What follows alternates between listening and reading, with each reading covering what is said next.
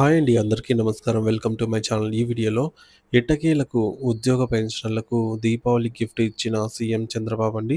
దీనికి సంబంధించిన పూర్తి వివరాలైతే వీడియోలో తెలుసుకుందాము. సో, వీడియో అయితే ఎక్కడే గాని స్కిప్ చేయకుండా ఎండ్ వరకు చూసేయండి. ఇన్ఫర్మేషన్ పూర్తిగా అర్థమవుతుంది. అలాగే వీడియో చూస్తున్న ప్రతి ఒక్కరు వీడియోకి లైక్ చేయండి ఫ్రెండ్స్. ఈ వీడియోని తోటి ఉద్యోగ పెన్షనర్ మిత్రులతో అయితే షేర్ చేయండి. కొత్తగా మన ఛానల్‌ని చూస్తున్నవారు ఇంకా ఎవరైనా సబ్స్క్రైబ్ చేసుకున్నట్లయితే వెంటనే మన ఛానల్‌ని సబ్స్క్రైబ్ చేసుకోండి. సో, దీని ద్వారా నేను చేసే లేటెస్ట్ వీడియోస్ అన్నీ మీ వరకు రీచ్ అవుతాయి. ఇక ఆలస్యం చేయకుండా వివరాల్లోకైతే వెళ్ళిపోదాము. సో, ఫ్రెండ్స్ ఇక విషయానికొచ్చినట్లయితే ప్రభుత్వ ఉద్యోగులకు చంద్రబాబు దీపావళి గిఫ్ట్. అధికారంలోకి వచ్చిన కూటమి ప్రభుత్వం ఉద్యోగులకు తీపి కబురు అందించేందుకు సిద్ధమైంది.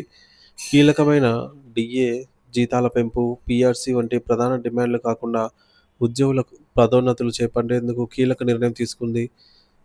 పదోన్నతుల కల్పనకు మంత్రివర్గ ఉపసంఘం ఏర్పాటు.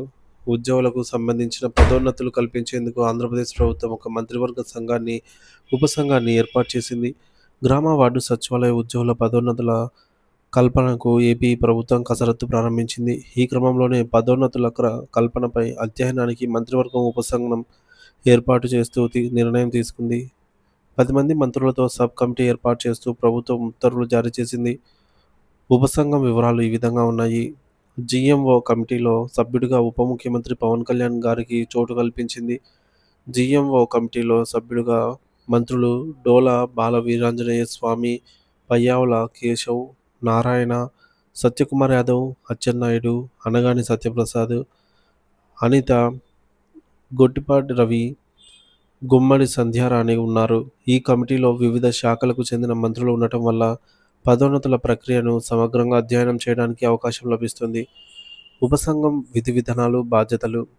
నియమించబడిన ఏపీ మంత్రివర్గ ఉపసంఘం గ్రామ వార్డు సచివాలయ సిబ్బందికి పదోన్నతులు ఇచ్చే విభాగాలు, పద్ధతులపై అధ్యయనం చేయాలని ఏపీ ప్రభుత్వం ఆదేశాలు జారీ చేసింది. ఇది సచివాలయ ఉద్యోగుల దీర్ఘకాల డిమాండ్లలో ఒకటి. అంతేకాకుండా ఇంటర్మీడియం పోస్టులు సృష్టిస్తే వాటికి పే స్కేల్స్ నిర్ణయించాలని ఆదేశాలు ఇచ్చింది. ఇంటర్మీడియా పోస్టుల సృష్టిపైన చర్చించాలని జీఓఎంను ఏపీ ప్రభుత్వం ఆదేశించింది. ఇది ఉద్యోగుల ఉన్నత స్థాయికి వెళ్ళే అవకాశాలను సృష్టిస్తుంది. ఇతర విభాగాల్లో ఒకే పని స్వభావం కలిగిన ప్రమోషన్ ఛానల్ కల్పించే అవకాశంపై అధ్యయనం చేయాలని మంత్రివర్గం ఉపసంఘానికి సూచించింది. ఇది వివిధ శాఖల్లోని ఉద్యోగులకు సమాన అవకాశాలు కల్పించడానికి ఉద్దేశించబడింది.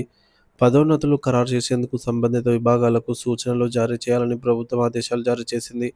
పదోన్నతుల తర్వాత హేతుబద్ధీకరణ నిబంధనల ప్రకారంగా ఖాళీలు భర్తీ చేసే పద్ధతిపై ఉపసంఘం చర్చించనుంది. ఇది ఉద్యోగుల పదోన్నతులతో పాటు కొత్త నియామకాలకు మార్గం సుగమం చేస్తుంది.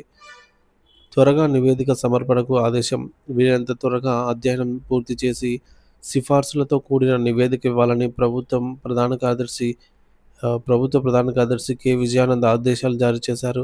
దీనివల్ల పదోన్నతుల ప్రక్రియ వేగవంతం అయ్యే అవకాశం ఉంది. ఈ నిర్ణయం ఉద్యోగుల దీర్ఘకాల కలలను సాకారం చేయడంతో పాటు వారిలో నైతిక స్థైర్యాన్ని, పనితీరును పెంచుతుంది. ముఖ్యంగా ఎన్నికల ముందు ఇచ్చిన హామీలలో ఇది ఒక కీలకమైన అడుగుగా పరిగణించబడుతుంది.